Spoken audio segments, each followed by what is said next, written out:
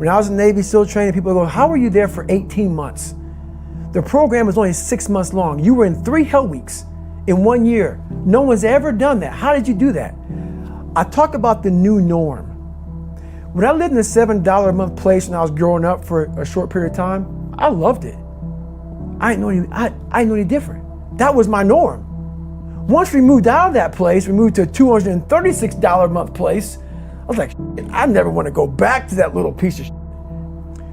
But if you go back to that $7 a month place and you realize this is where I live, this is all I got, your mind says, roger that, this is home. So when I was going through Navy SEAL training for 18 months and going back through all the hard parts over and over again, I told myself after the first time, I knew it was gonna be a long journey there.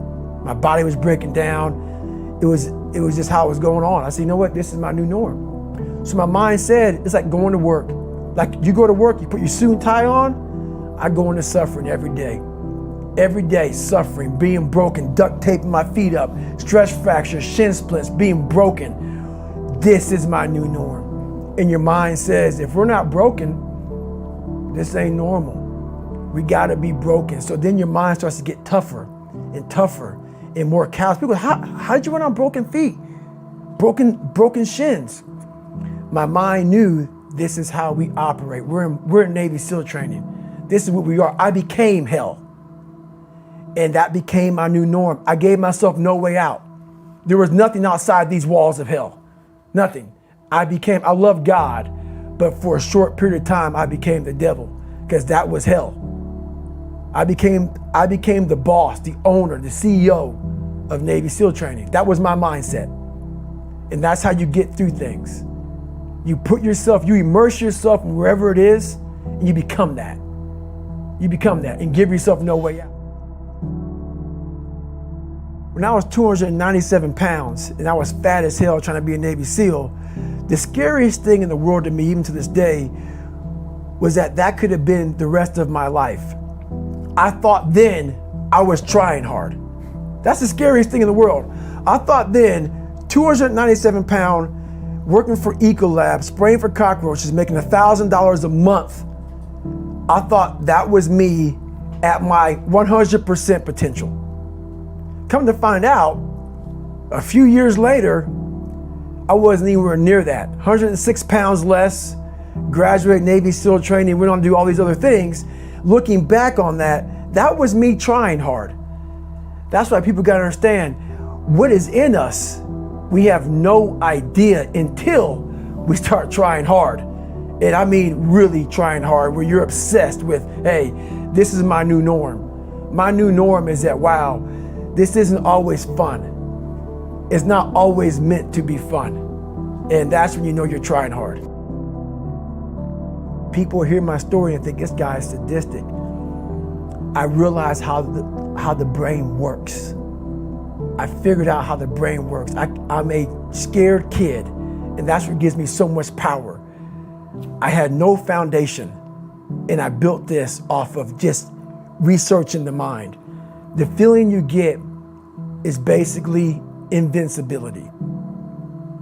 You realize that you can't do it all the time.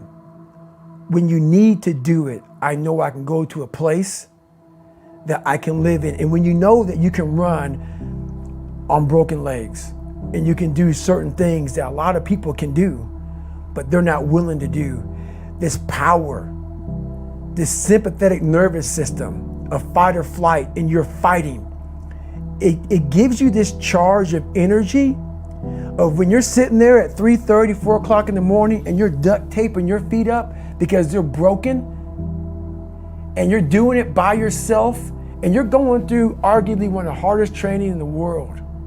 And these guys, most of them are healthy, and you're going through it broken, and you're already at a disadvantage, but you're still there.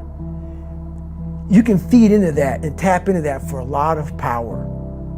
But if you look at it, well, I'm broken, man. I'm not gonna make it. But if you look at it as, man, I'm broken and I'm still here. And I'm fighting, and I'm gonna find a way to get through this because I have no other place to go.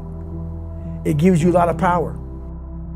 When things start to suck really, really bad, my brain and a lot of people's brain, they don't go to your dad beating you up. Your brain says, we gotta get the out of here. This is miserable. So anger goes away a lot of times when you're suffering because your brain just says, we gotta run, we gotta go.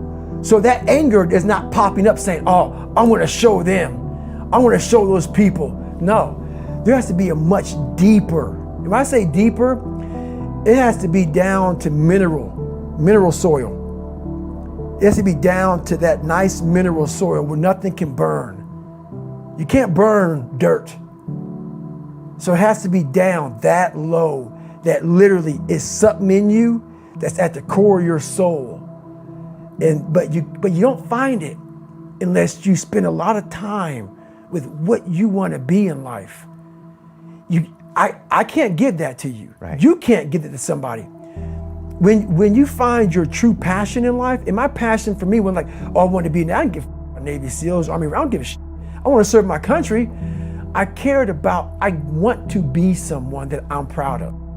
I want to look at myself in the mirror because I was so disappointed. That accountability mirror I talk about, I was so disappointed in what I saw every day. I wanted everybody to love David Goggins. And a lot of people did.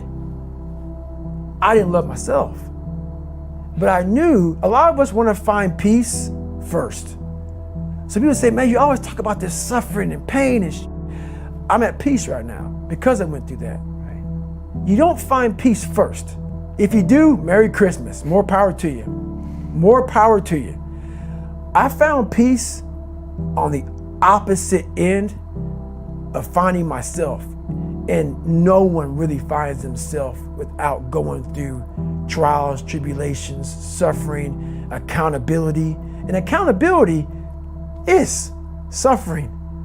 Being accountable every day for doing right for yourself, for the people next to you, it's miserable. It's hard. So, even the smallest details.